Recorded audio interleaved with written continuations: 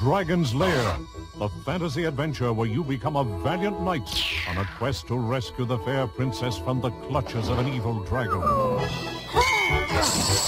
You control the actions of a daring adventurer finding his way through the castle of a dark wizard who has enchanted it with treacherous monsters and obstacles. In the mysterious caverns below the castle, your odyssey continues against the awesome forces that oppose your efforts to reach the Dragon's Lair. Lead on, adventurer. Your quest awaits. Hello, I'm Mike Gordon, and today we will be closing out weekend rentals by playing through Dragon's Lair on the arcade. The story of how this game got made, like how it was literally a part of Don Bluth's freelancing phase, is far too extensive to cover in this video, and would probably warrant an entire retrospective in order to cover in extensive detail. Let's just say this was after he left Disney, but before coming into contact with Spielberg. The NIMH phase, as it were. Before we begin, let me give you guys the rundown on how to play the game. You get 3 lives with 1 credit, or 5 lives with 2. This game doesn't have a credit cap, so in accordance to my own arcade rules, that means $1 per attempt for up to 20 attempts. If I lose all my lives, I have to start the whole game over again from the beginning of the game, regardless of how many credits I've got left. This is where rule number 6 comes in. So long as I have credits remaining, I can keep playing however many times as I like. I put that rule in so I could have it now to stop playing in case things either dragged out too long, or I got too bored or frustrated from playing it. Spoilers, I never needed the other 38 credits or 19 tries to get through this game. I had literally beaten this game my very first try while recording this. Yes, I've practiced this game a ton.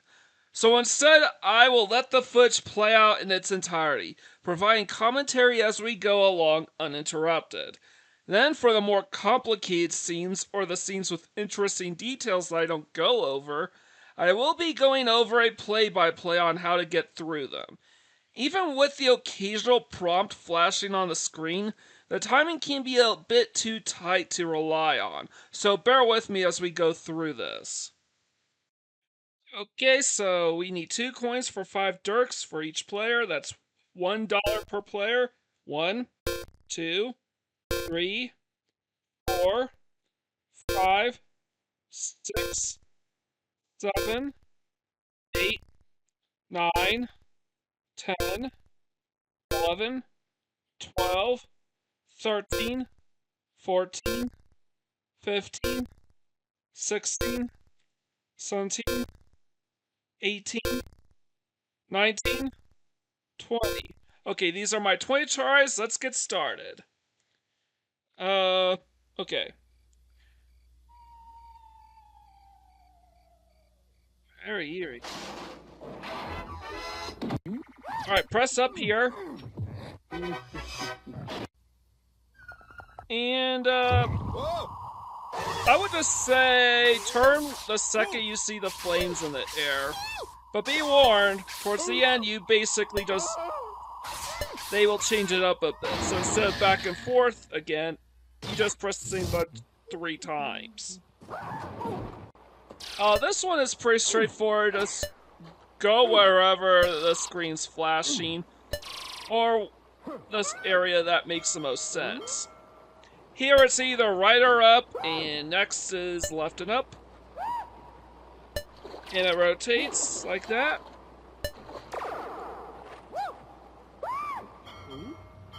So yeah, there is literally nothing super complex about the river. It's absolutely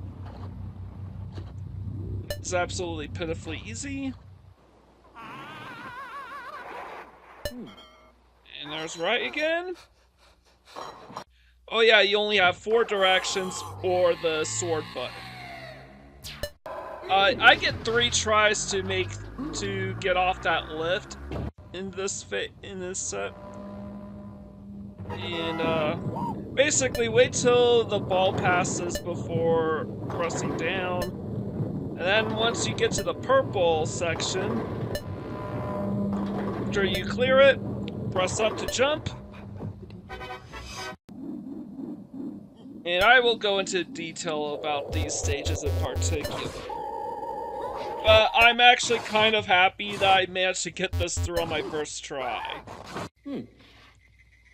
Wait till the weapons actually close in on you before hitting the sword, or pressing left to get out of the way. There is a mirror version of this, in which case you press right. Wait till he moves before hitting the sword button.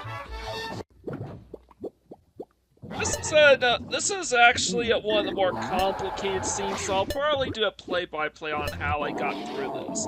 It's definitely one of the hardest scenes in the game, though. Sword, and then press right. Sword again, but do not press it again or you will die. Press up twice, here. Back to back. Sword. Right. Right again. Mash that right button. Right, mash right. Sword, and then left. Left or up again, here. And then sword. Easy. This is one of the more complicated and difficult scenes of the game, and I'll go over the play-by-play later. But hit the... and the left again. Some of these scenes do repeat, but this version is the 9-tier system. And I'll go over a bit of that later. I just hit left. Depending on which version I get of this from, I hit either left or right as soon as I see the rubber close to Dirk. And I don't fall for the drink me stage and exit. Up, sword, up, sword, and left. Sword again.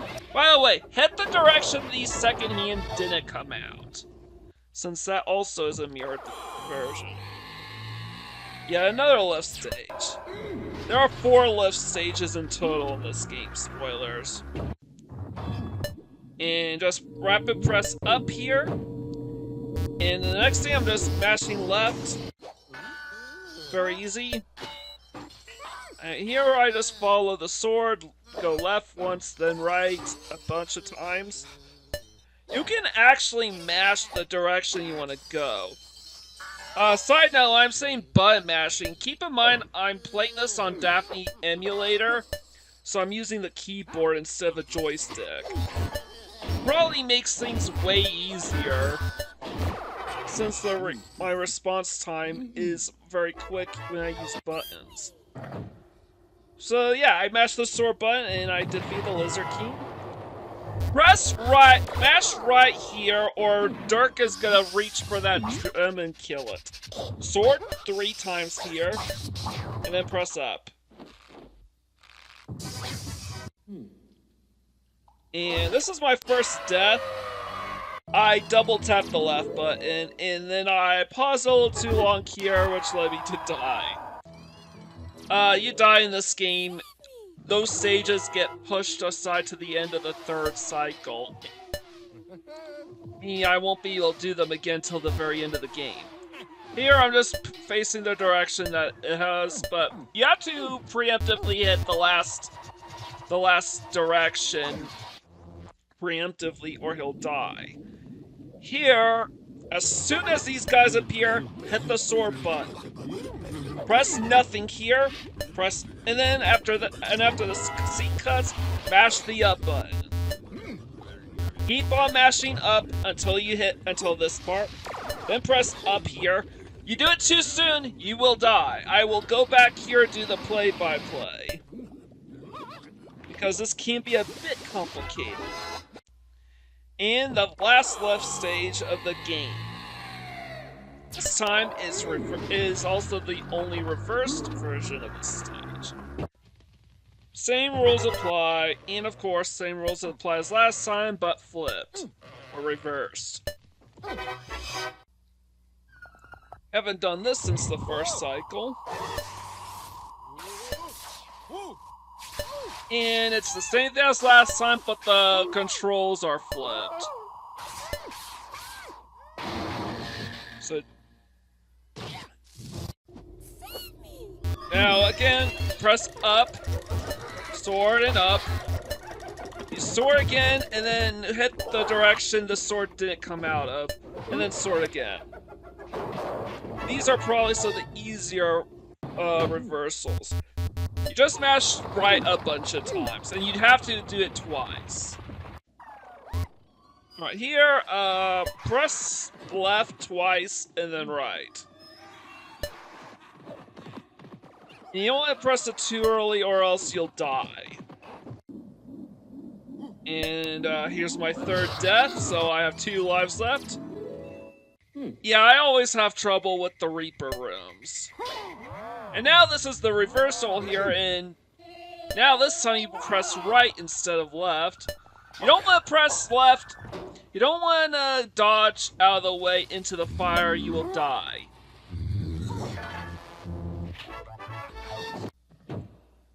In another scene that has pretty complicated directions. Yes, the game does help you, steer you in the direction you have to go with these prompts, but it's like split-second reaction time. Here, it's very simple. Press right once, and then press left a bunch of times, and you'll get out of one piece. Here, same as last time. Whatever. Oh, I will go into greater detail about these stages because, again, this is a bit complicated to go over. But the side of the waist that his sword is at will ultimately determine what direction you have to go. So we're back in the night room. This time it's reversed. And again, hit the right direction. You go back and forth here, but do it preemptively. Again, I'll come back here for the play-by-plays.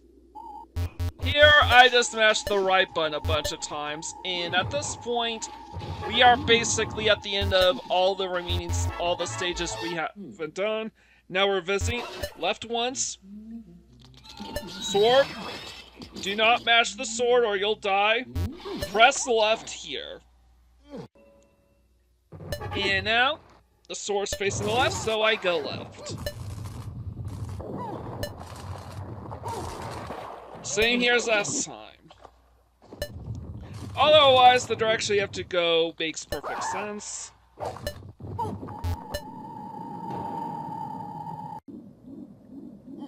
And this is literally this room's based on timing. Always gives me trouble. I decided to wait for the second grump before pressing up, and then I'm mashing the sword button, mashing down, and then going up. I have just 1 life left. Let's take on the dragon. Mash the left button here, or else you will die. It would suck to have to play this whole game over again because you weren't paying attention, because you aren't attentive. And I mash left here. And then in the next scene, I mash left 1 more time. Let's watch this cutscene play out. Please save me! The cage is locked with a key. The dragon keeps it around his neck. To slay the dragon, use the magic sword. That's just so plain ridiculous. Right now, I'm just mashing down.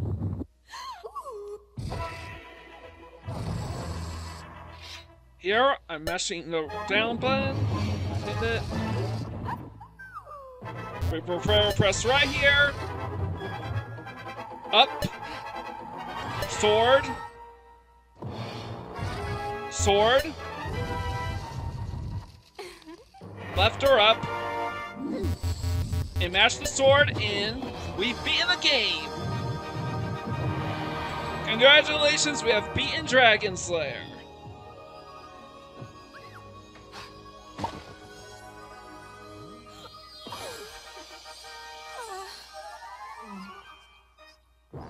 So yeah, I've beaten the game on my very first try.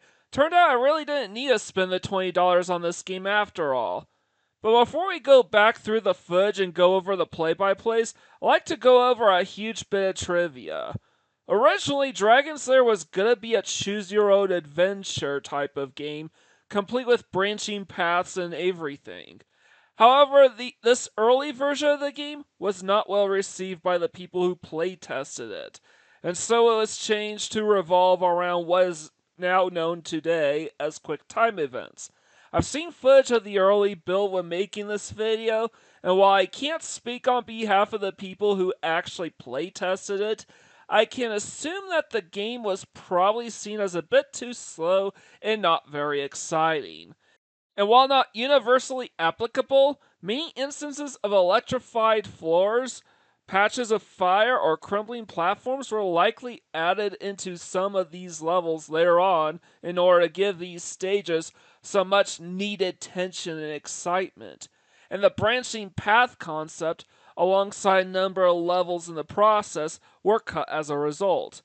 A few of these scenes do live on as B-roll footage for the game's opening attraction, with a couple of them, including a scrap drawbridge section from the intro, getting added back into the home versions.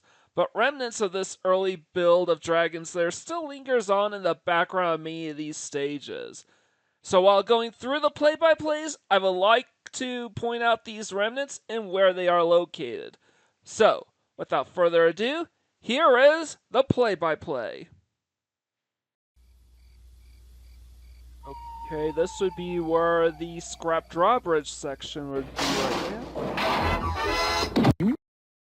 Okay, I would like to pause at this section right here because I like to go over each of this game bit by bit here. Okay, so you might notice that this looks like I'm just replaying the same level over and over. But from your personal experiences, you'll also note that the levels get mixed up a lot, so your play experiences could be different from game to game. That is true. However, the levels are not completely random. Every single level in this game is assigned to a set. There are 13 sets in the game, with each set consisting of 3 different stages, and you have to clear all 39 stages in order to beat the game. The first 12 sets will just move on and continue on with the game, regardless of whether or not you win or lose.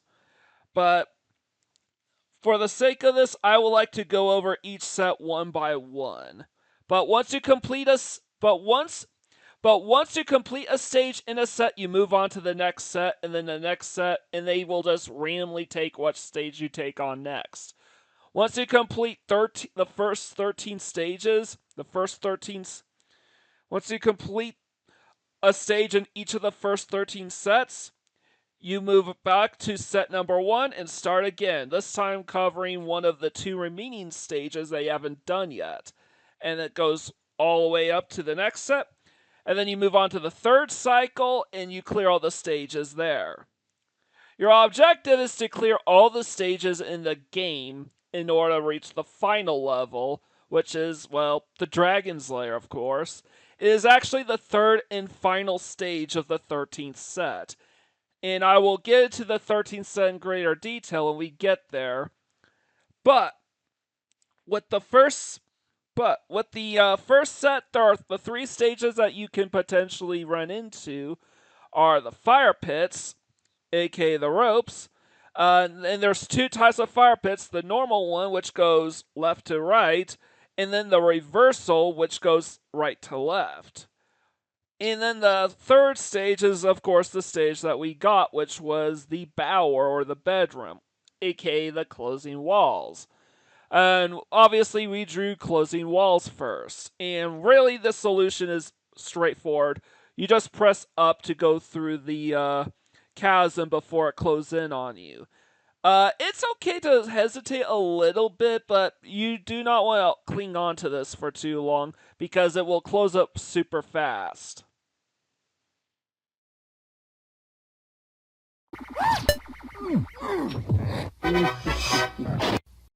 Okay, we completed a stage in set 1, we are now in set 2, and in set 2 it contains another set of 3 stages, 2 of which are the fly and barding stages, or the horse stages. One is normal, the other's reverse, and the other is the infamous Drink Me room. I'll get a bit more into that in a bit, but how can you tell which... Now, this is the first of this stage that has a possible a reverse version of the stage.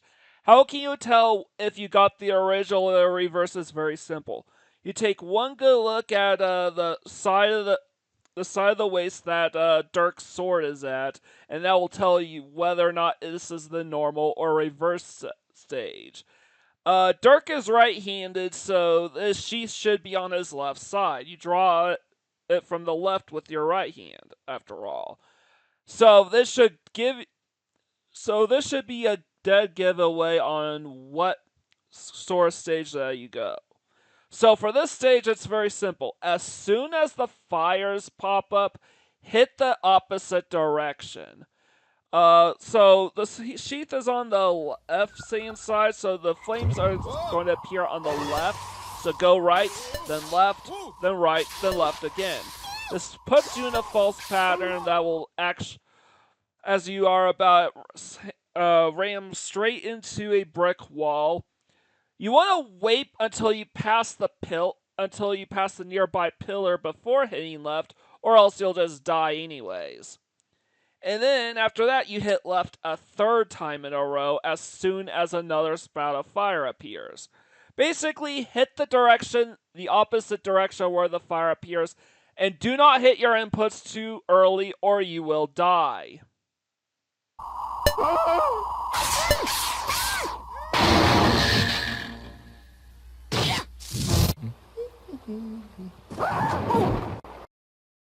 Okay, the 3 stages of set number 3 consists of Mausoleum, Mausoleum Reverse, and the Underground River.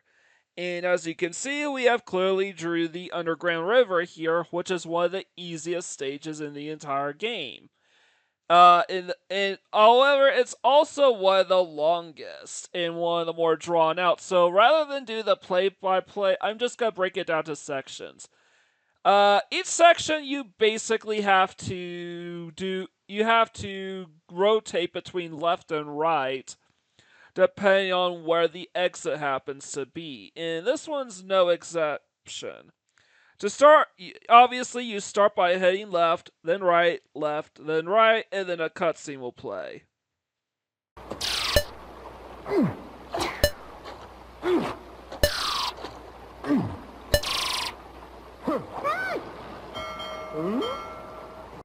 For this section, the inputs are going to be right, and then left. Interestingly enough, some of the home ports of this game actually just have you pressing up. In fact, if you're playing the game on easy mode with the prompts turned up, they will tell you to press up.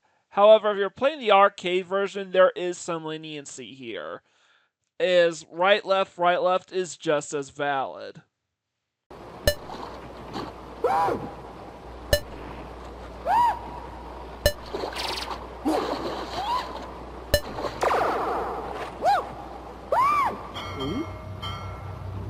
Nothing complicated here, just press right, and then left again.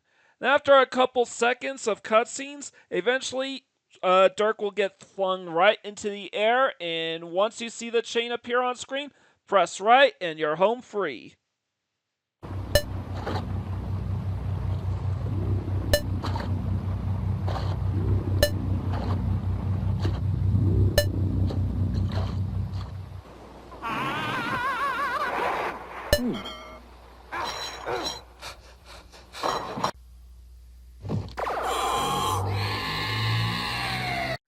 Okay, this is the first of 4, count them, 4 elevator stages in the entire game, with 2 of these appear right here in set number 4, of course.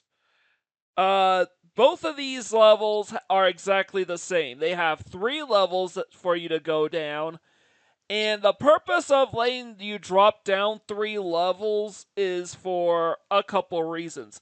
Number 1, there is another set of elevator rooms later on in the game that will go down 9 floors.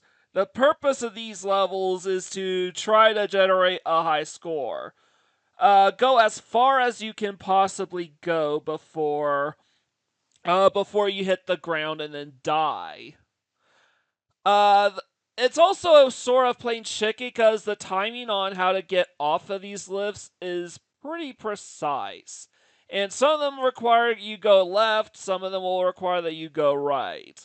And you have to watch out for it. Luckily, there are no reversed stage. None of the elevator floors in set number 4 are reversed, and none of them are level 9. Go down 9 levels. They just go down 3 levels. So that's the trick. As for why I don't just go for the high score, the reason for this is 2 reasons. Number 1, when I'm playing an arcade game, I basically make it my objective to just beat the game, not get a high score. If I want to get a high score, I would play something like Pac-Man or Galaga instead. But the second reason is because I have absolutely no idea what my score even is. And the reason why is because in the original arcade machines, the score in your life counter, as well as your number of credits, is actually kept on a separate monitor, removed from the game itself. They don't want to have anything impending on this gorgeous animation from Don Bluth, after all. And as a side note, the other room, the room I'm not talking about yet, is called Vestibule,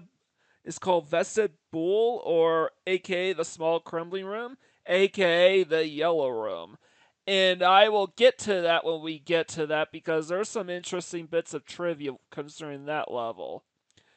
In every single elevator room, I always try to get off on the very first stop, or the very first level. And whether or not there was any sort of branching paths associated with these lift stages in the past, I have no clue. As far as I'm aware, it's really just the game giving you 3 chances to get off before you hit the ground.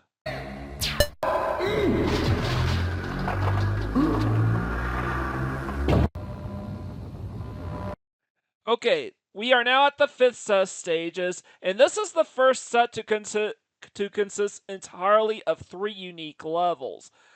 We drew the first one that is the one that we happen to draw, which is called the Boulder Trench, aka the colored balls. And the other 2 are known as 3 caves and the Black Knight stages. And both of them have some unique pieces of trivia concerning them that I would like to get into.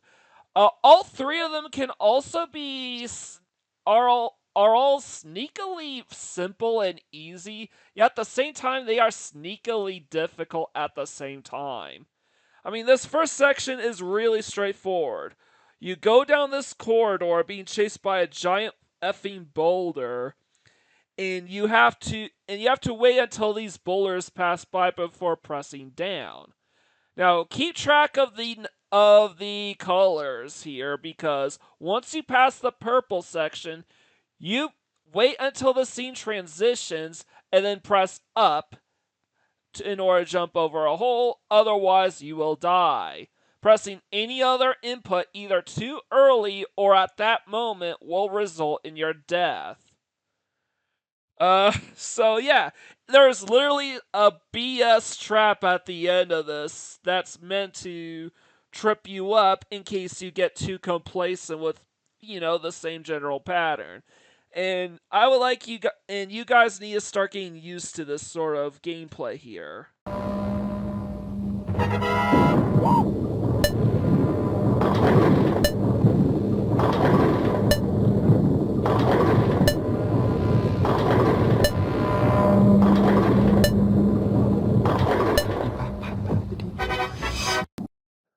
Set number 6 contains 2 rooms featuring the Green Reaper, one of them of course being reversed, though there's not much difference there in terms of input. You never have to press left or right at all.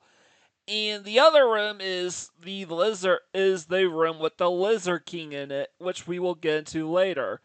In my opinion, this opening section with the soccer boppers makes these 2 Reaper rooms the most difficult rooms in the entire game. There's no elaborate input, a series of inputs that you have to press very specific frames or anything like that. There's no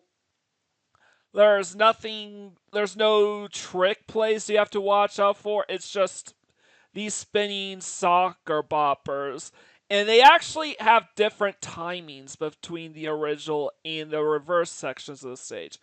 I can definitely tell that this is the normal version of the Reaper room because the sword is on Dirk's left hand side, but you literally only have a split second to catch that. Really, the only difference between the normal and reversed Reaper rooms, as far as what you have to do, is the timing, because they do change the timing with the cell animations. You're not going to get through the same exact way both times with the perfect timing or anything like that in both versions of the stage. You just have to wait a split second before making your mind on what it is that you want to do here. For the normal stage, you want to wait. In both of them, you need to wait until Dirk groans. For the normal stage, you want to wait for the first groan from Dirk and try to time it perfectly with that first groan before pressing up to face the Reaper. If this was the reversal, you would like to wait until the second groan before pressing up instead. Again, time it perfectly with the second groan, or you will die. And in that split second where you're trying to figure out, okay, are we in the normal or reversal? My side is to just pick either the first or the second groan and then press up with that. In the note for the best.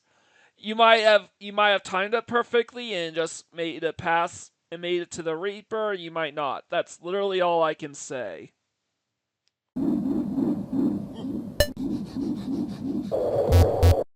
For this section, you want to be mashing the sword button rapidly because as soon as the next scene pops up and the sword input doesn't register, the Reaper will straight up kill Dirk here and now. After that, you want to press down as the thorns come up and then press up and then mash up repeatedly until the door opens and you get through, and that's how you clear the stage.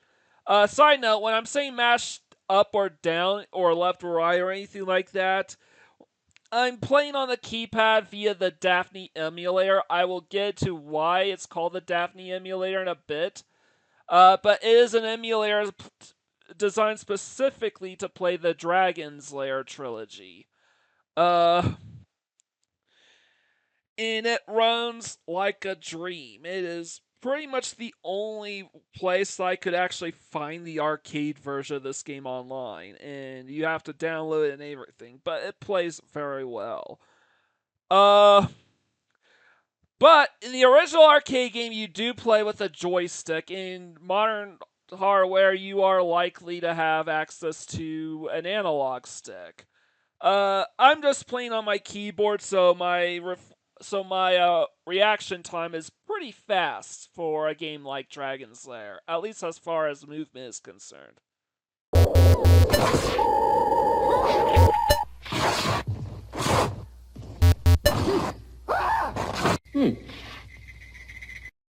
Three stages of set number 7 consists of 2 Smithee rooms, one of which being reverse, as well as the win room, which I'll get into later. This is another instance of a reverse version of the stage, messing with the timing for a bit. In the normal stage like this one, you can actually hit the sword button preemptively, and it will still register. But in the reverse room, you do that same thing and you will die because you press the input too early. You're supposed to press it when the game wants you to. Regardless, though, I do think these strats are pretty universal, so regardless of whether it got the normal or the reverse stage, you can just adjust your timing to by just waiting until the swords move, until the weapons start moving before hitting the sword button. After that, the only difference is what side you have to dodge when the anvil inevitably comes. In the normal version, you want to go left, but in the reverse stage you want to go right. You go the other. You mix up your directions here, and you will actually run into the flames and die.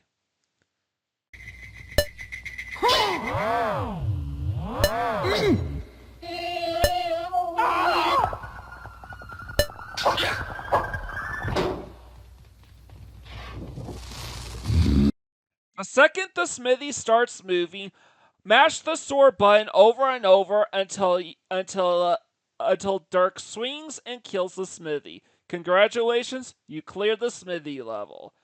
But before we continue, I would like to address what Dirk is doing. This is the only instance of this mechanic that is preserved in both the original and the reverse side. This is the only instance of a scrap mechanic that has been preserved, if nothing else but for these two stages. Dirk is powering his sword right now in preparation for the fight against the dragon at the end of the game. This is a remnant of the original version of Dragon's Lair, which was meant to be a choose-your-own adventure. One of the requirements that you needed to do was power up Dirk's sword, and you would do this in either one of the Smithee rooms. Believe it or not, literally every single thing leading up to this moment here was added in later on when the original plans for this to be a choose-your-own-adventure type of story got scrapped in favor of just a series of quick-time events. The flames that boxed Dirk in, the weapons flying into Dirk that you had to deflect, the anvil you had to dodge, everything except this moment was added in retroactively in order to provide the stage with more excitement.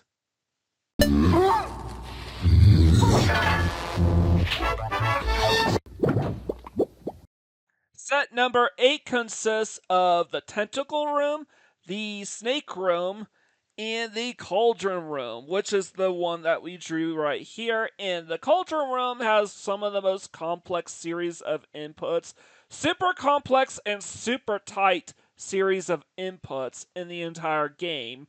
And there's really nothing here prompting you to let you know where to go or what dangers to anticipate. You just have to sort of memorize it or look up a guide. Or you could, or if you're playing the home version, just turn the prompts on. But I'm playing the arcade version here.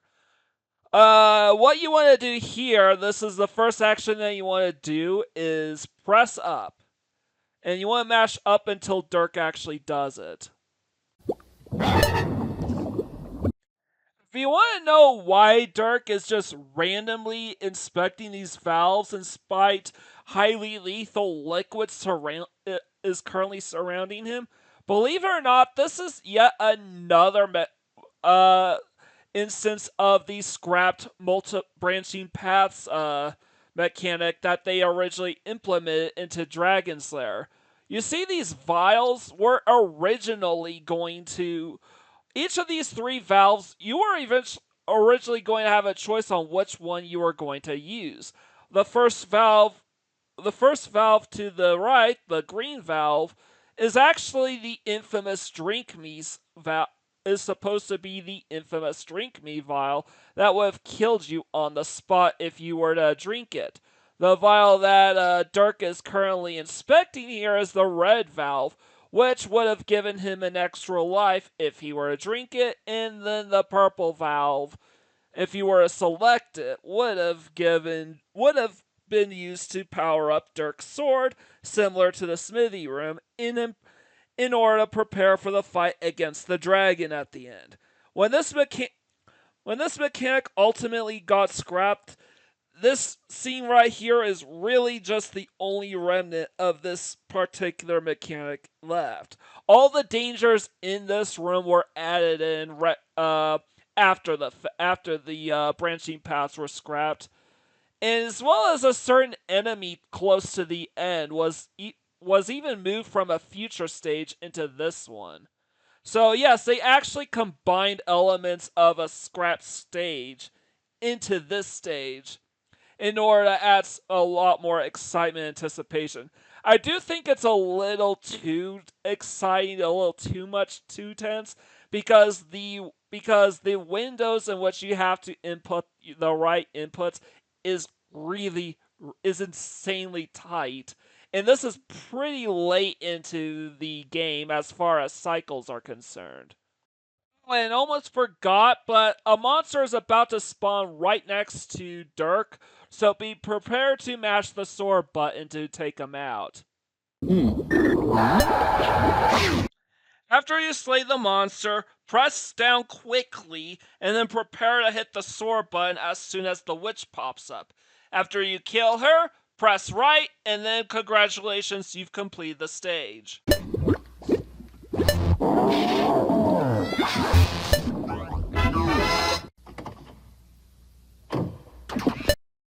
Set number 9 consists of the Flattening Stairs, the Spiral Staircase, which we got right here, and the Fire Room. And for this first obstacle, you want to kill this first enemy and then head right. And then head right.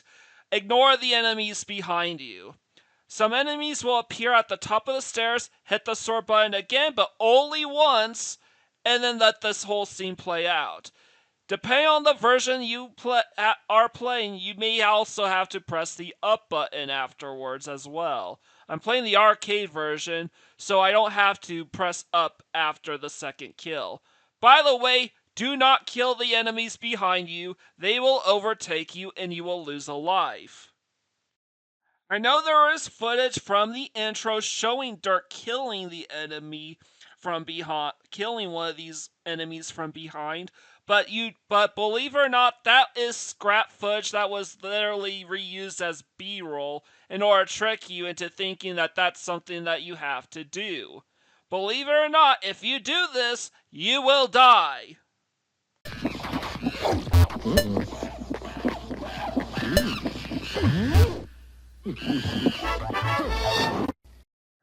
Set number 10 consists of 2 pool rooms, one of which being reversed, and the catwalk with the bats, which is what we got here. For this opening section, it's pretty straightforward. You mash up a couple times until you move on to the next screen. As soon as you hear bats come in, hit the sword button and then press right.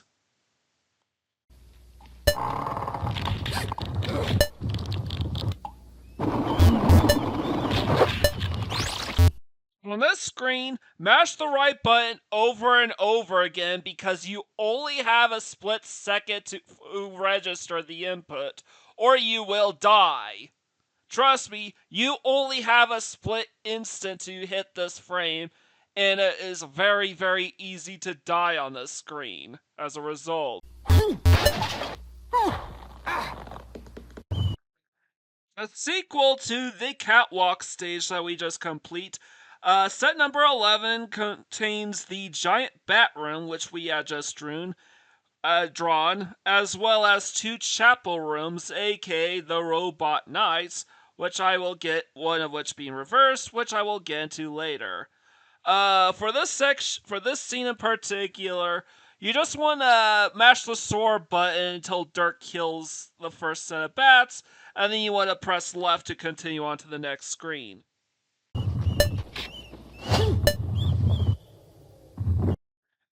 Here, you want to press either up or left in order to proceed to the next screen, where we will encounter the giant bat. Hit it with the sword and you are done with the level. Depending on the version that you're playing, you may be required to press left afterwards, and depending on the version that you're playing, you may need to press up here instead of left. But I'm playing the arcade version, so either direction is perfectly fine.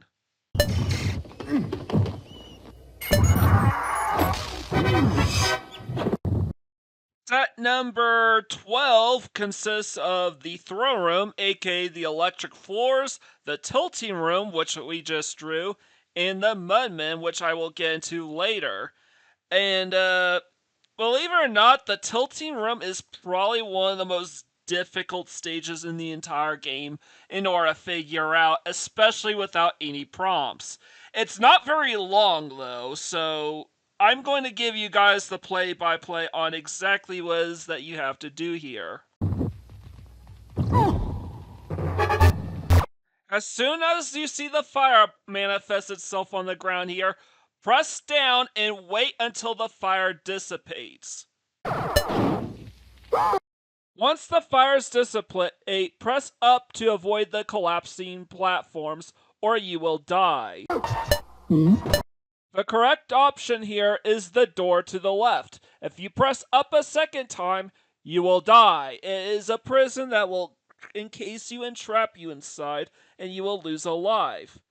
But as for why there are two doors that you have to choose here and why they have a trap like this in place, if I have to take a guess, this was yet another remnant of the branching paths concept that they had to scrap early in development.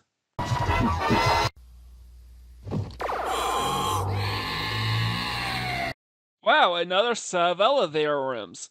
This must mean that we are in the 13th and final set of levels in the entire game.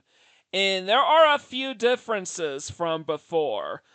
First of all, unlike the previous set of elevator rooms, this set here in set number 13 actually dropped down 9 levels. Every 3 levels they will change camera perspective. So here it will start on the left, then right, and then left again before hitting the floor at the bottom and you die. So if you want to get gun for a high score here, wait till the 9th and final level before jumping off. I'm not gonna do that, so I'm just gonna move on to the next set. There is another big difference here is that in the first 12 sets, if you die at any point up to this point in the game will force you to the next set whether you have cleared a level or not. Meaning, even if you die, you will still be required to proceed with your journey anyways. But in set number 13, you are required to clear these levels before moving on to the start of the next cycle. And the reason for this, believe it or not, there's actually 2 reasons for this. The first reason is that when you reach the 13th set, the game actually checks 2 things: what your score is and how many levels you've beaten up to this point. If you've beaten every single level in the game heading into set number 13, you will be permitted to the Dragon's Lair, the 3rd and final level in set number 13. If you haven't, you will get one of these 2 elevator rooms instead, or you will have to retry all the other levels that you failed in all over again. Furthermore, if you have a score of at least 300,000 points when you get here, you will be sent straight to the Dragon's Lair, regardless of whether or not you have beaten every level in the game or not. Which is kind of strange because, as far as I'm aware, it is flat out impossible to reach the Dragon's Lair within the first or second cycles.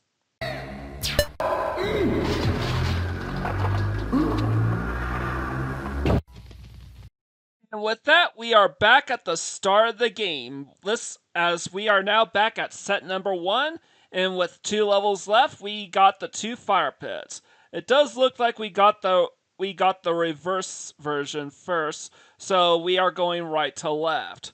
My tip is simple: as soon as you see the rope close to Dirk here, press left. And then as soon as the next rope comes into view, press left again, and then when you reach to the other side, as soon as you see that ledge, press left for the final time, and you will complete the stage. I probably am not gonna stop.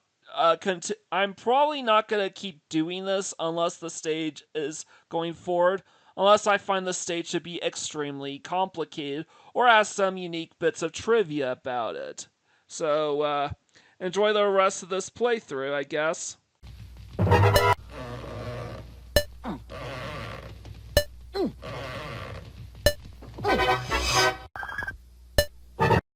Yeah, I'm not falling for that. I saw the Nostalgia Critics review of this game, and I know that drink me potion will kill you. Save me! For both crypt rooms, the solution is pretty much going to be the same. Press up, then sword, then up again, then sword again, then enter whichever room the hand didn't come out of. When you transition to the next scene, hit the sword again, and you will clear the stage.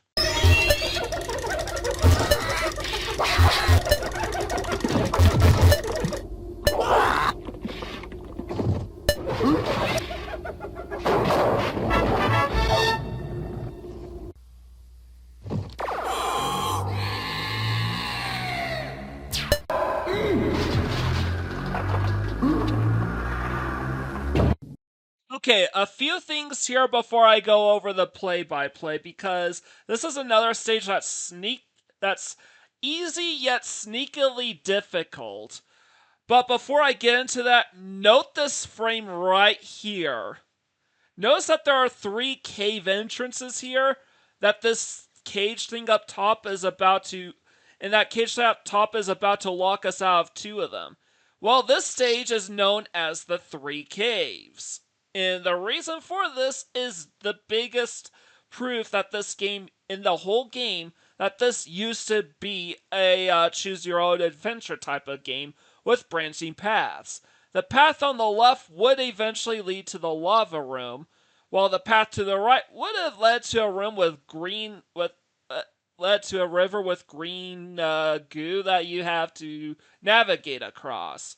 The lava room does get implemented at the end of the stage, though, as the other end right here, the middle path that we have to take, was originally just gonna be chomping doors that you had to perfectly time your way through. But instead, what they basically did was they caged the other 2 cave entrances out so we can't go through them. They added in the electric floor so we have to quickly go through the chomping door that's coming up here. And then they added the lava cave that would have been the left path in at the last second. And you had to navigate both the electric floor and the obstacle at the same time. Honestly, this obstacle is really easy. I'm basically just gonna be mashing the up button for the next couple scenes, because this next scene is going to transition. It's going to be super precise, but the door's gonna be open, so I will be able to just jump through the door safely and soundly. After that, I'm basically gonna be mashing left because, same thing, there will be a split second where it'll be safe for us to cross. And that's literally how I turn an otherwise difficult stage into a pitifully easy one.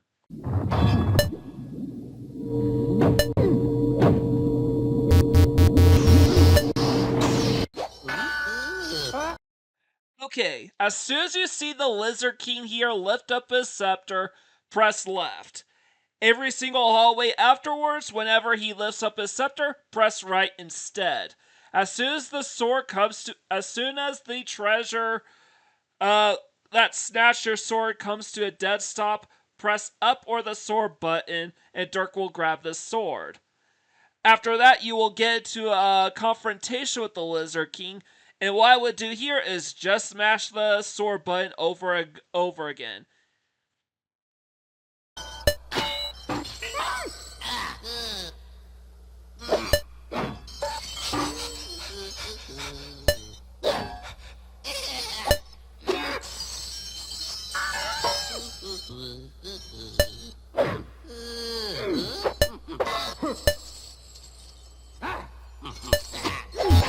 Interestingly enough, throughout this entire ordeal, that door over there is just gonna keep on opening and closing over and over again.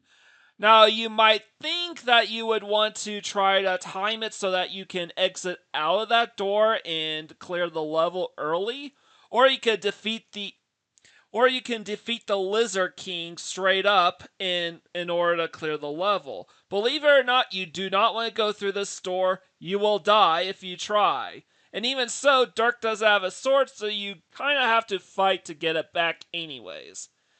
There is an interesting bit of detail at the end of the stage once you kill the Lizard King that isn't found anywhere else in any other level. And both of these, as well as the opening and shutting door, could both be remnants of the original branching paths mechanic that they originally had planned for Dragon's Lair.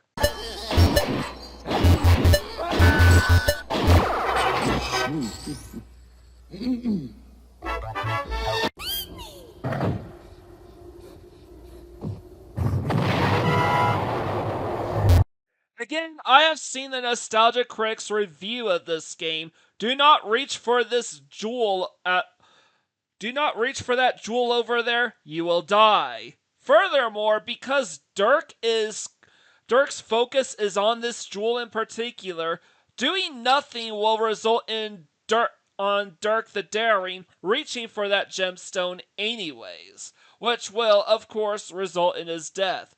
The only thing you should be doing in this room is mashing the right button to get out of there.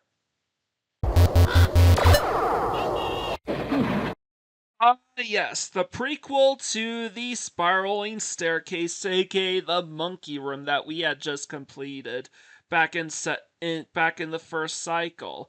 What you want to do here is swing the sword every time you see a snake appear on screen. After the third swing of the sword, though, press up to pull that rope right there, and you will be able to clear the stage no problem.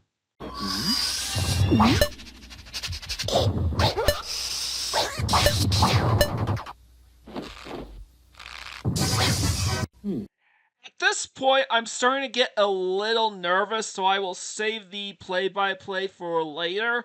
But what I was trying to do is because because there's some shifting perspectives in this scene, it's a little tricky to pinpoint what direction you're supposed to press.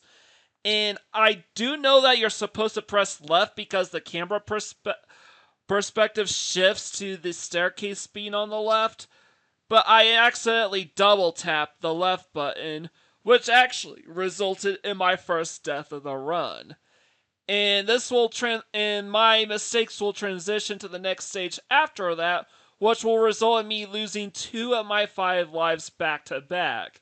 At this point, I'm absolutely nervous. And I'm basically locking up and making mistakes here, but I do eventually find the right set of stages to bounce back.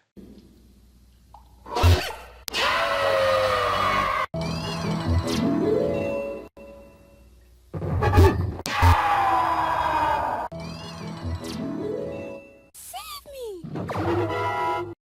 Okay, our bounce back has to start here and now.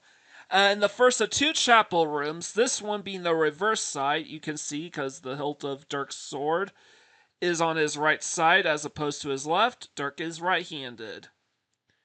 What this basically means is the danger will start on Dirk's right-hand side, so we basically have to navigate accordingly.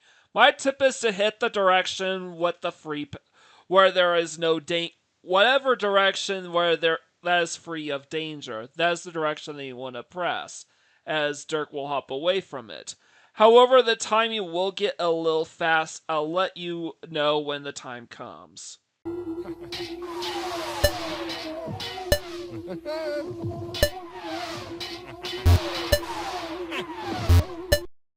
At this point, you're going to have to be able to anticipate your next moves, because the timing is going to be moving super quickly here. So the next 2 inputs that you need to press will be right and then so the next couple imprints after Dirk jumps from the square, I'm going to let you know, it's going to be right and left immediately afterwards. Then when the scene changes, just mash the sword button and just mash that sword button to complete the stage.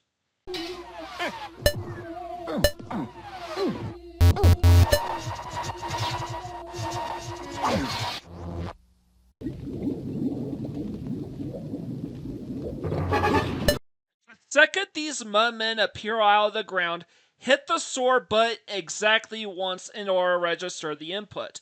Do absolutely nothing else until a couple scenes later. As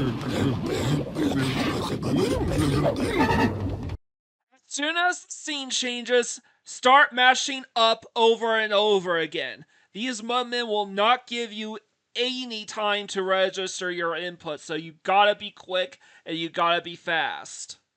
However, as soon as you jump past the second geyser, stop mashing the up button or you will die.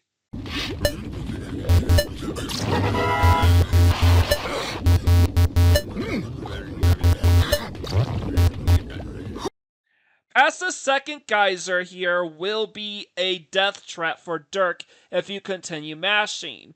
Instead, you want to wait until the second platform starts flashing before pressing up in order to get Dirk across the river of lava safe and sound. The rest of the way, once the scene transitions past that point, you can mash up over and over again until you're in the clear.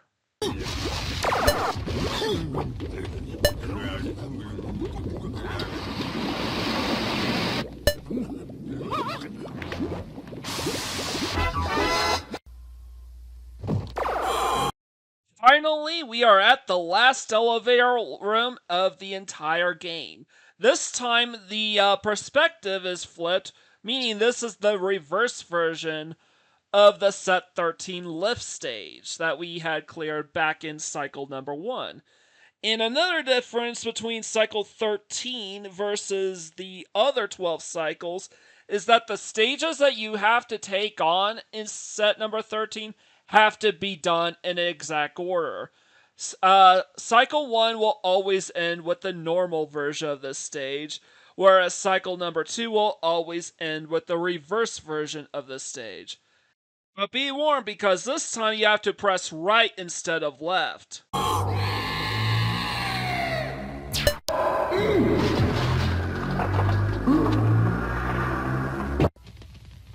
Same as last time, except you're going from left to right.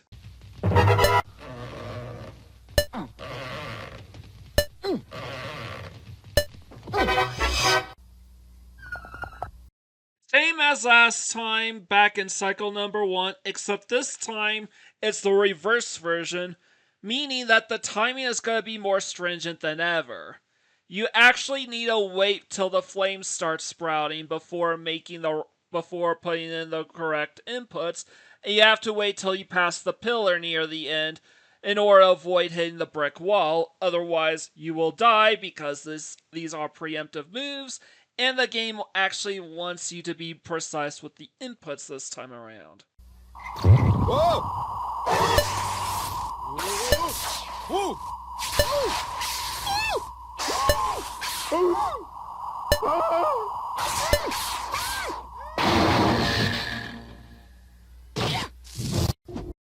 Again, just like last time, you press up sword, and then enter the room the room that wasn't occupied by the second hand. Then use the sword to clear the enemies to clear the stage. The timing isn't as stringent for a reverse room. The timing isn't super stringent or anything like that. Just remember to hit right instead of left like you did last time. Save me!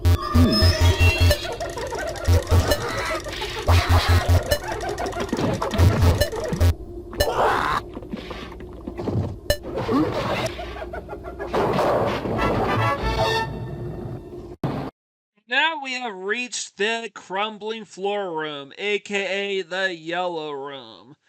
And when you get here, before I tell you what the strategy is, because this is a really simple and easy, straightforward level once you know the solutions. But depending on the version that you're playing, this could be alongside the scrapped drawbridge scene back at the opening scenes of the game. Those two rooms would have been interconnected, which would place the yellow room as the first level of the home version of Dragon's Lair. And the reason And there's actually a lot of history with this yellow room and why there are 3 doors.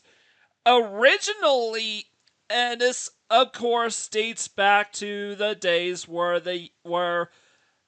Dragon's Lair was going to have branching paths and would be a choose your adventure style of game. The original plan for the yellow room was that this yellow room would have been the room that would have kickstarted each and every cycle in the game. So after you clear the drawbridge, you would choose a room and you will begin your adventure from there. And then once you clear the first cycle, you will return to the yellow room again and would have to choose one of the other doors. And that will begin the second cycle. And then for the third cycle is where the main obstacle will come into play. And that's where the whole room, and that's when the floor starts crumbling and the ceiling starts to cave in on you. And yes, which will force you into the final path, the third and final cycle. But when they scrapped the branching paths concept, they literally decided to move the yellow room into the 4th set. And the irony is that the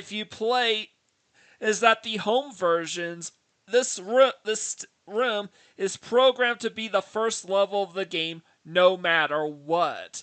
And yet it is still part of the 4th set, meaning you will do this level, then you'll begin set number 1, then 2, then 3, and then you will skip set number 4 and proceed with the game as per normal. So there's lots of interesting mechanics. As to how you solve the yellow room, well, it's really easy. You mash the right button until it registers twice. Yes, twice, because you have to press it twice. The first time to keep Dirk from tumbling into the pit, and then the second time to exit out of the room to the right before the ceiling caves in on him.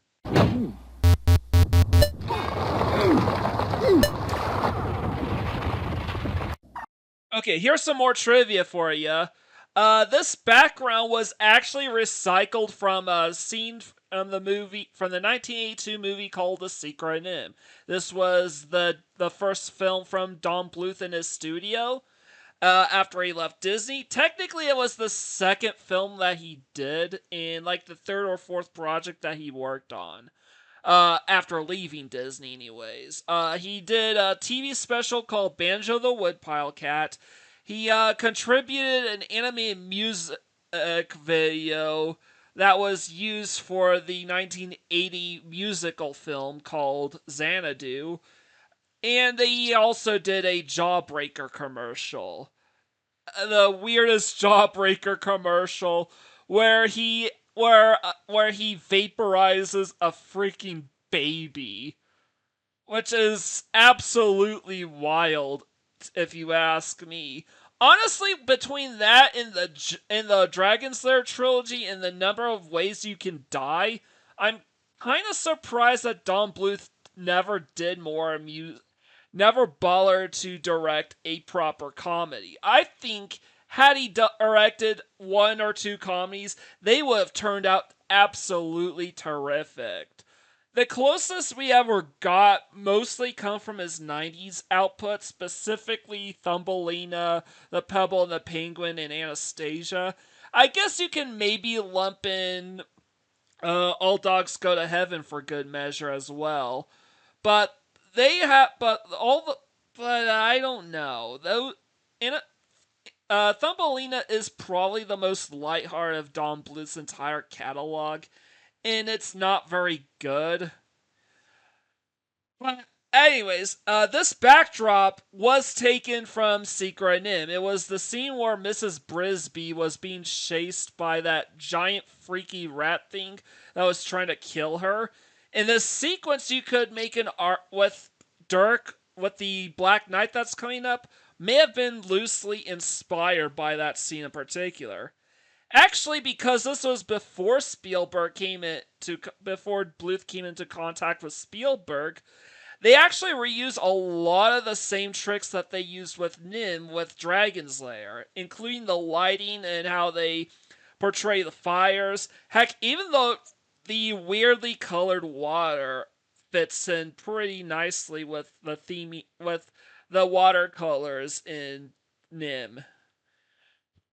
So sorry, I'm going on a tangent. But before I continue on with the play-by-play for this scene, because this one can be pretty tricky, if you're playing Dragon's Lair on hard mode, you do have to press up here in order to avoid that spark of electricity that you see right here. Because that spark of electricity will hit you and Dirk will die. If you're playing this game on a normal or easy difficulty setting, or as I'm playing this version, the arcade, or as I'm doing the arcade version, you don't actually have to worry about this bolt of electricity hitting you. So don't worry about it. As soon as the Black Knight appears, start mashing the left button to avoid both the knight and the thorns that pop up behind Dirk. I could say wait for the thorns to pop up and then press left, but the timing is pretty strict if you do that.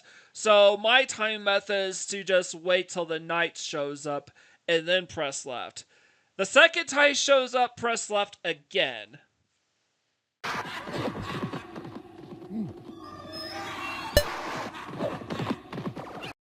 That face and his cowardly screams is not indicative enough that Don Bluth should have directed more comedies back in the day. I don't know what else, because this is kind of priceless here, even though it's not a death scene. Anyway, shortly after this scene passes, start mashing the right button in order to clear the final obstacle, and with that, the stage as a whole. As for why I think Don Bluth should have directed more comedies, his inspirations definitely have their roots in Golden Age Disney. It was the reason why Don Bluth wanted to work with Disney in the first place. His first, albeit uncredited, role was as an assistant director an assistant animator for the 1959 film Sleeping Beauty.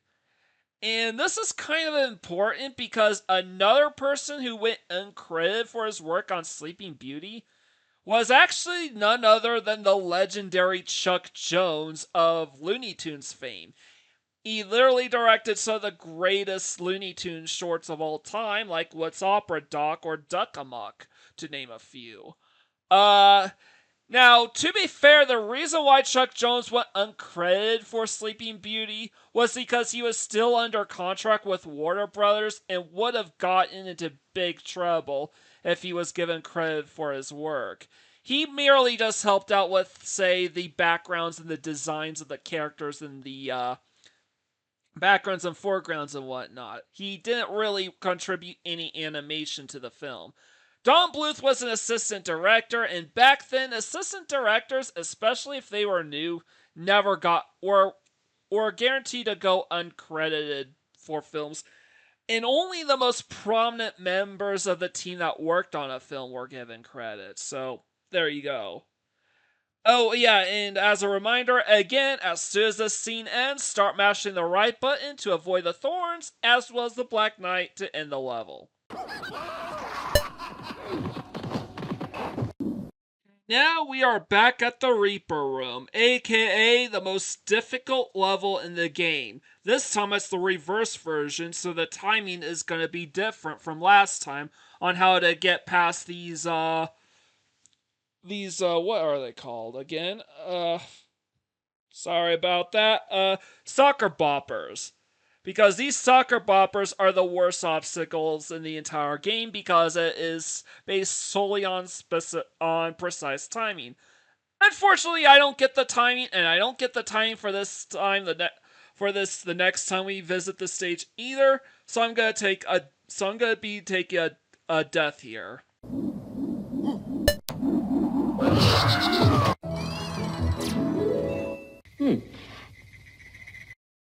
Okay, same rules apply as last time, except this time more than ever because this is the reverse version of the Smithee room.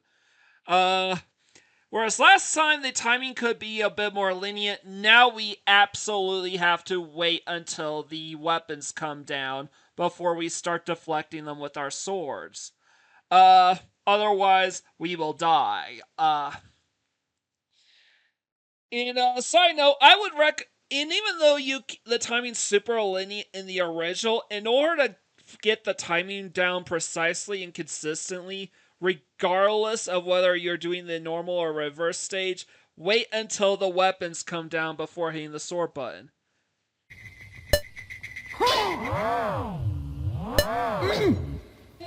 Because the stage is reversed, this time we have to hit right instead of left, like we did last time.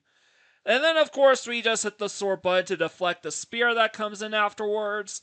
And then, of course, just like last time, once the Smithee starts moving, hit him with the sword to end the level.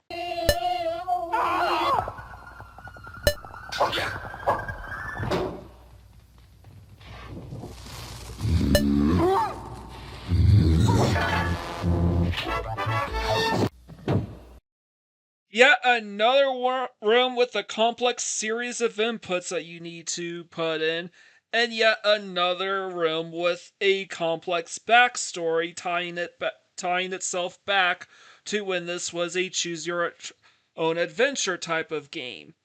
This time, however, I'm going to save the trivia on what the original plans are till the end. For this first obstacle, you want to be hitting this room is known as the Tentacle room, and for this first obstacle, you will want to be using your sword.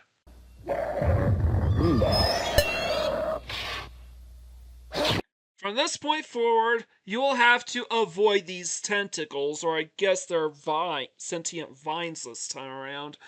And the order in which you're supposed to accomplish this task can be a bit tricky if you don't know what you're doing. The game does flash the direction that does prompt you with the directions on where to go by flashing where you need to go, but you only have a split second to catch it before the vines kill you.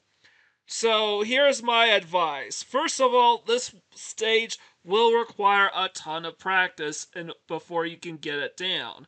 But I can still provide the solutions to how to get through it rather consistently. After you hit the sword, as soon as you see a flash, hit up. Then when you see a second flash, hit right. A third flash, hit down. And then after a while, you'll get a fourth flash, hit right. Sorry, not right. After a while, you will see a fourth flash. Hit left then. Then when the door in the background starts opening and shutting, hit up to clear the level. So yeah, that's a lot to do. So basically, when you see a screen flash, hit the buttons in this order. Up, right, down, left, and then up again. Every time you see something flashing, or see a door opening, or anything like that. That's how you make it through this level. And that's literally the instant you see Amy flashing. I really do mean it.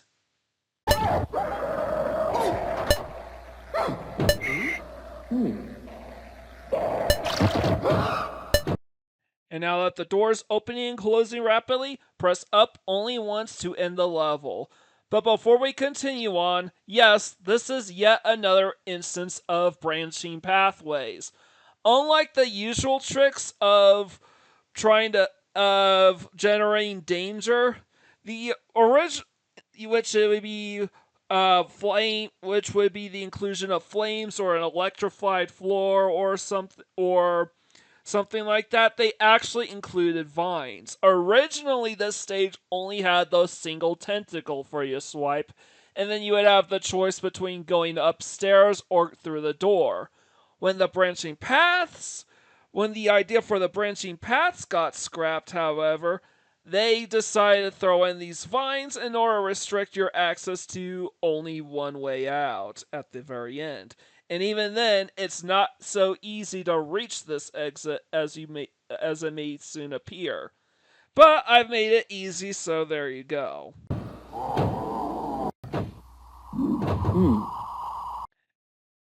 This room is known as the Fire Room, and just like the Tentacle Room before it, this room has, you guessed it, quite a bit of history back when this game was originally planned to be a game with branching pathways.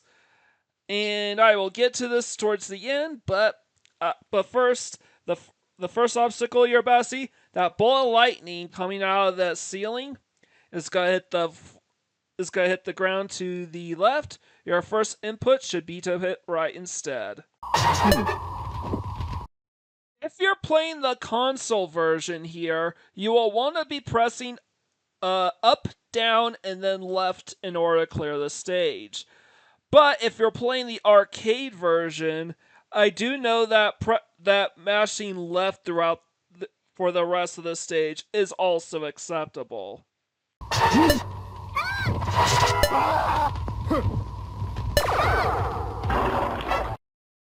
Yet another level cleared. Believe it or not, the fires in the fire room were added in after the original plan for branching pathways was scrapped. This is to literally shut you out from going through the door right in front of you. If at any point you attempt to exit through this door, you will die. Also, notice that just like the tentacle room, there was actually yet another opening on the ceiling, and the opening also seems to mirror the opening in quite a number of stages throughout the game. I believe there was supposed to be a rope there as well for you to potentially climb up, back when this game did have branching pathways for you to clear. But there really isn't much I don't really have much details. I also am not entirely. I also theorize that this room might have been planned to take the place of the yellow room at the start of the second cycle, where you would choose to either go through the secret passage down here or go through the door right in front of you. Or you could even try climbing up the ladder and go and turn up someplace else. However, this is all entirely speculation. As far as I'm aware, the only door anyone has ever gone through that we have footage of, even with the original proof of concept for branching paths, was the secret door down below. So all I'm really doing is making conjectures here and wasting you guys' time. Okay, we're right back in the pool room. Note that we took our second death the last time we were here because I was really nervous and taken aback by my first death.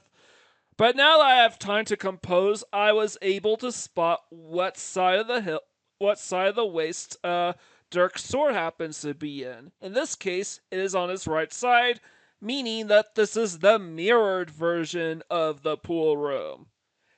Now, when the sword is to Dirk's right, it means you have to press right as your very first input. Once again, this is probably going to be given the play-by-play treatment because this is yet another room with a complicated set of inputs, although unlike the last couple of rooms with such complicated inputs, there's really no greater story. It just has the one single exit for us to go through. The second this scene pops up, start mashing up to avoid getting knifed in the back. From here, the only way to go is left and then up into the pool itself. Remember the side of the waist that Dirk's sword happened to be on? Well, that's the direction that you want to press in order to get out of this pool. Side note, some enemies will be coming out soon. Do not engage with them. They will kill you. Soon as Dirk steps foot on that pedestal, hit up in order to avoid the next obstacle. The second you hear that sound, start mashing the sword button to kill an oncoming spider. Then immediately press left to avoid the crumbling floors. Now you will be, now as you're about to get crushed by the now as you're about to get crushed on the pedestal, start mashing up to exit through the door on the other side.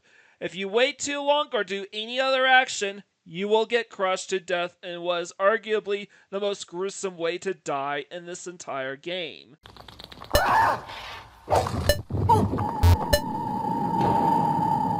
Save me! Well, we're back here, except this time it's flipped. Well, technically we are in the original version. We did the reverse version this time. So the first couple of inputs are gonna be the opposite of what they were before. So since the sword is on the left side on Dirk's left side like it's supposed to, it means danger is gonna start on Dirk's left side. So hit right and then left as you are prompted to do so. Your third prompt should be up, and then just continue on from there.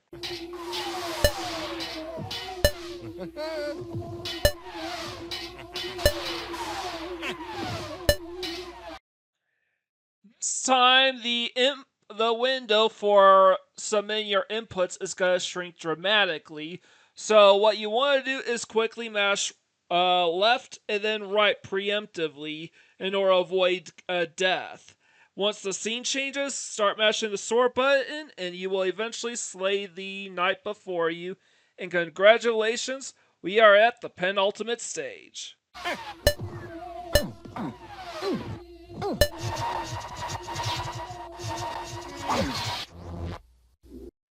In this room, the one thing you need to know straight up is to keep mashing right over and over until you clear the stage.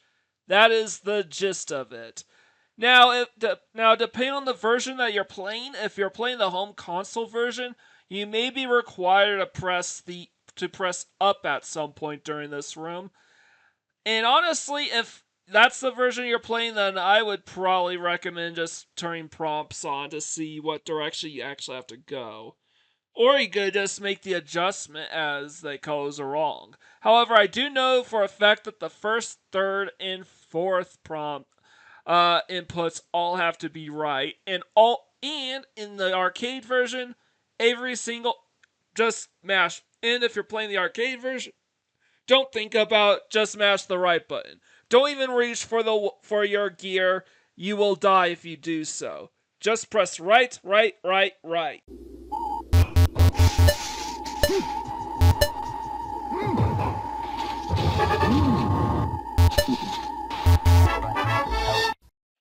Unfortunately, we have died in a few stages leading up to here. 3 of them to be precise. And if I can venture a guess, we do not have 300,000 points either. So we actually have to proceed with these levels as normal. For this first one, this is going to be a bit tricky due to the camera shift. But in the very next scene, press the left button the second the stairs give out.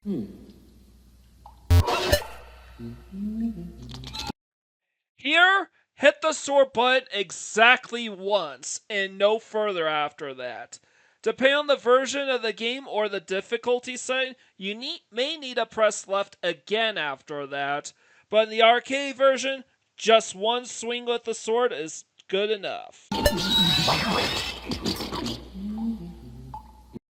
At this point, you should be mashing the left button to exit the stage. There is a gold chain there that you can try to pull by pressing up, but doing so will drag you to your watery grave. That chain will open up a water reserve and you will drown and lose yet another life. At this stage, we cannot afford to take any more deaths. However, since we are at the end of the third and final cycle, if you die in any of these stages from this point forward, you will have to replay that exact same stage over again immediately afterwards. Okay, we're back here in this room, except this time the sword is on Dirk's left-hand side, which means we have to go left, then up, then right, then up into the pool immediately afterwards. And then we will just follow the path from there because after entering the pool, we press left to get out of the pool, don't engage the enemy, press up to avoid more obstacles, hit the sword to kill a spider, hit right to head right into the door, and then and then mash the up button to go through the door and end the level. That's basically the gist of it for this stage, and now that I've got my composure back, I can clear the stage just fine. But something you notice since we just completed a mirror version of this stage not too long ago is that you can sometimes tell just instantly whether or not you're in the normal stage or the reverse stage, because another subtle little difference besides the side of the waist that Dirk's sword is on, you can tell based on the lighting or the use of colors that they use in the rooms. It's not consistent. The normal version of the pool room and the reverse version of the pool room, they do not look exactly the same from one another in terms of the color outfit. This isn't applicable amongst all stages that have mirrored versions of themselves, but it is applicable in quite a few of them, and it's a nice little detail to clue you in on what direction you should go, especially since they don't give you a whole lot of time to put in the right input. Up. Right. Up. Left. Up. Sword. Right. Up. And that's it. And we're back here in the Reaper room, which is the room that I've suffered the most deaths in out of any other in the entire game. Thanks to these freaking whatchamacallums. The soccer boppers that open up this stage. I hate these things. Last I did say that, okay, one stage you wait for the first grunt, then wait for the second grunt before pressing up. I have 2 lives remaining, thankfully, so for this attempt, I'm gonna wait for the first grunt and see if it works.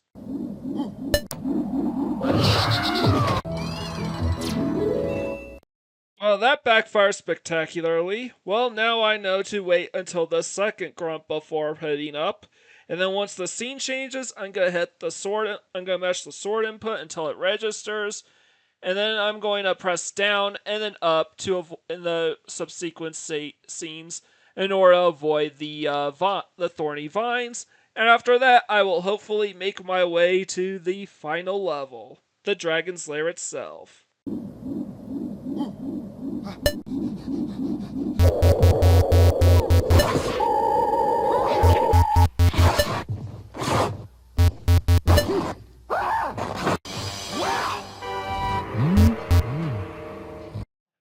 As a friendly reminder, I have only 1 life left, so if I let my guard down or press the wrong button at any point in this level, I will have to start the whole game over from the very beginning of the game. So, this is absolutely imperative to know because in this scene, this scene in particular, you want to be mashing the left button in order to prevent that dangling tower over there from toppling over. Otherwise, the dragon will wake up and he will kill you.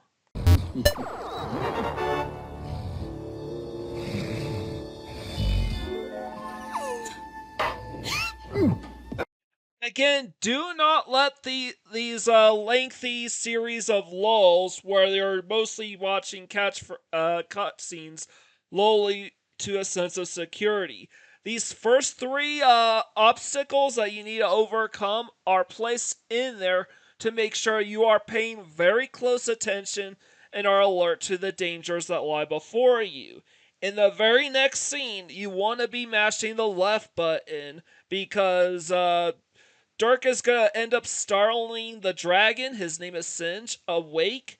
And if you do not get out of the way in time, the dragon will kill you. Oh!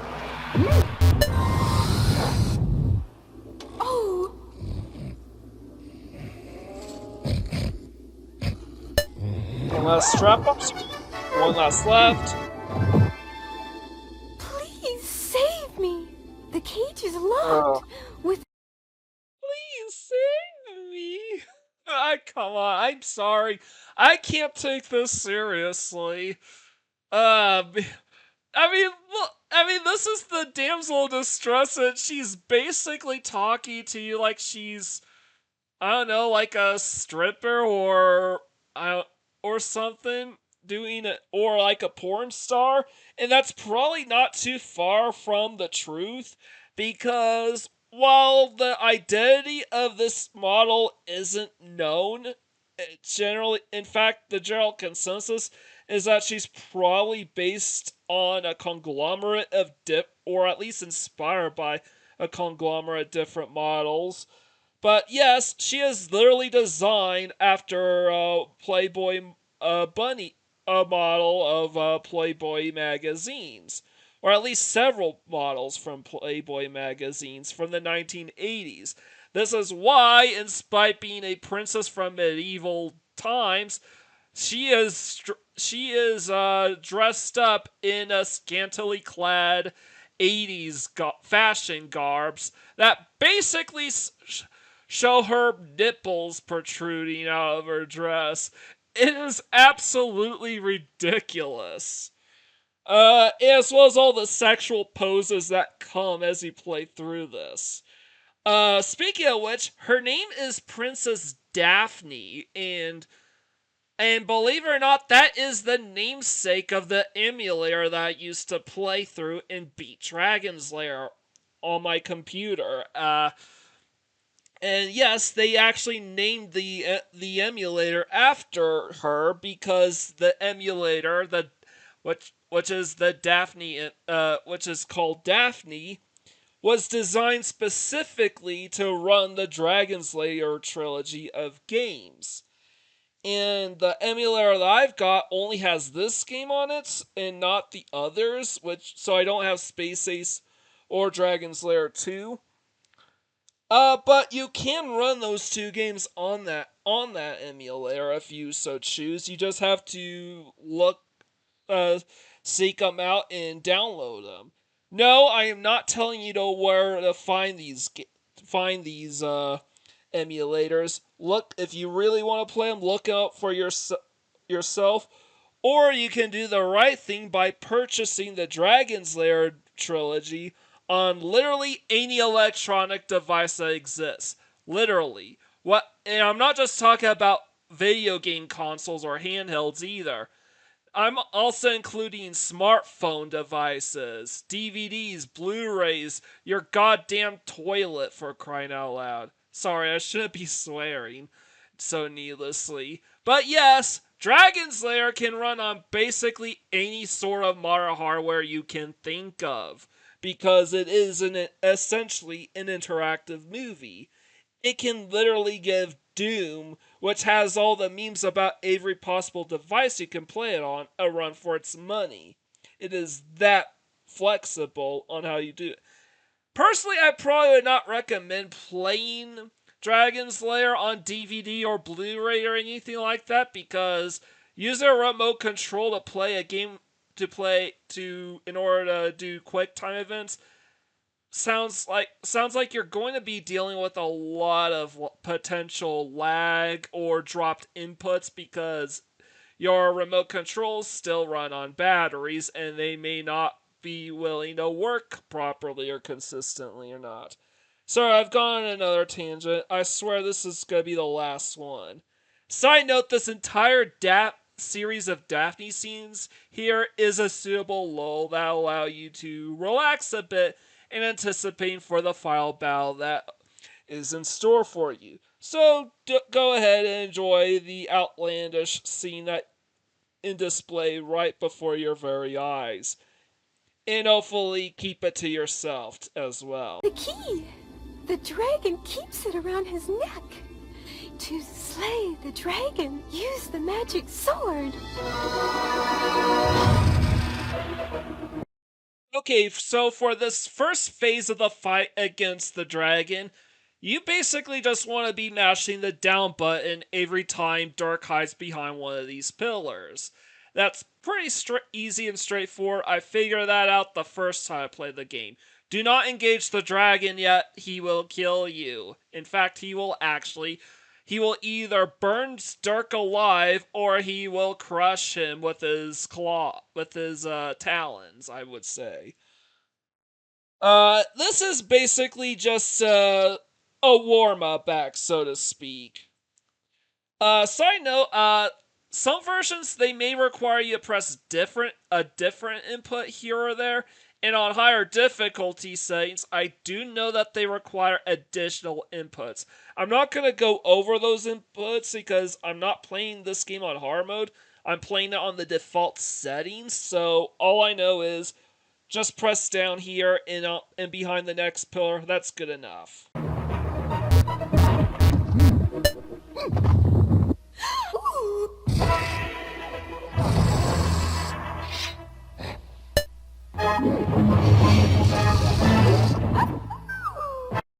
Now that the game properly has your attention, it is time to pay as close attention as possible.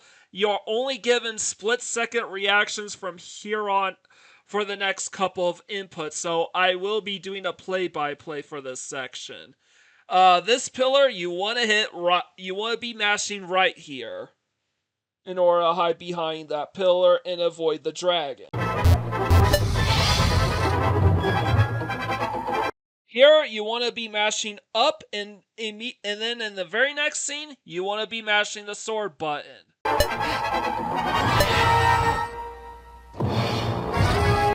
And again, start mashing the sword button in the very next scene.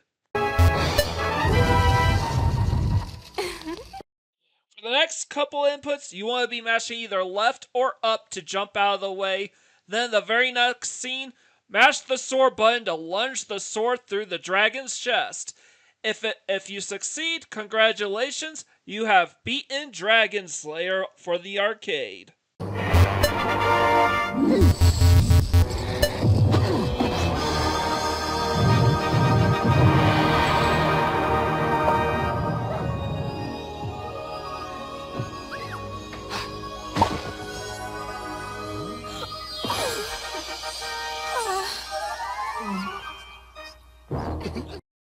Well, that's that. Thank you for tuning in to this set of Weekend Rentals. I hope you enjoyed watching me playing through and talking about these games. Please let me know what you guys think with regards to the format of these videos and whether or not you would like to see more like these in the future. It's a lot of work, so don't forget to show your appreciation by leaving a like, comment, share, and subscribe to my channel. So, perhaps some of you guys may be wondering what happened to Don Bluth afterwards. Well, it's a very long story, and this video is plain long as is. Who thought such a short play session would result in something much longer than my previous two rentals combined? But to make a long story short, Bluth, in spite releasing this game smack dab in the middle of the video game crash of 1983, Dragon Slayer became one of the biggest critical and commercial successes of his career. He would pivot the success to a follow-up game called Space Ace, bring back some of the scrapped ideas like the branching pathways while maintaining the frenetic energy established in Dragon Slayer. But I guess the game was a little too frenetic, as it wasn't quite as popular or successful as its predecessor. But by that point, he had already gotten the attention of Steven Spielberg, and so with a steady budget and income coming in from Universal and Amblin Entertainment, he would go on to direct An American Tail and The Land Before Time, with these two films becoming massive hits, beating out Disney's Great Mouse Detective and Oliver and Company at the box office. Bluth and Company signed a deal with MGM to direct All Dogs Go to Heaven, and while it got destroyed at the box office by The Little Mermaid, it would eventually go on to become one of the best-selling films ever on VHS, becoming an overnight cult classic.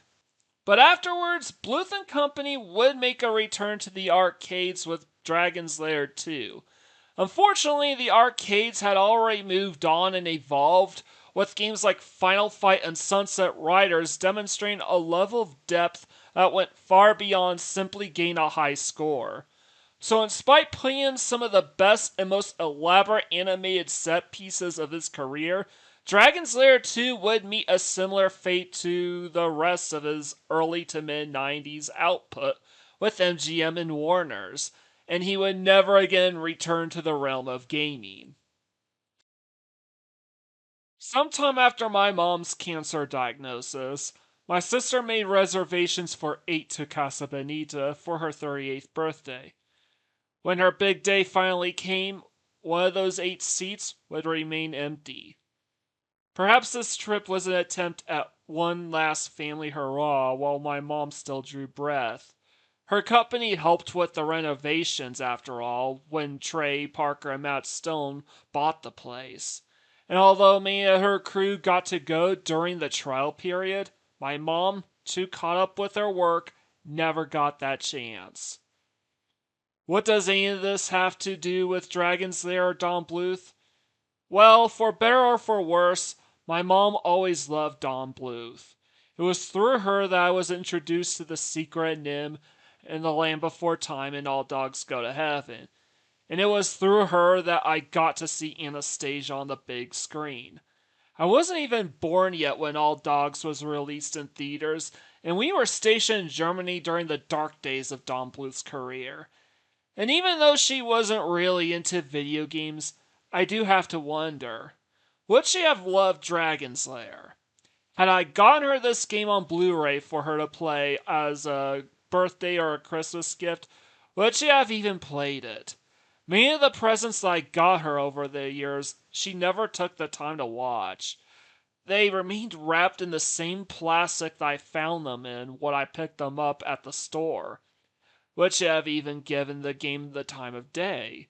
Would she put in the time to navigate her options, figure out the right and wrong inputs, or when to put them in?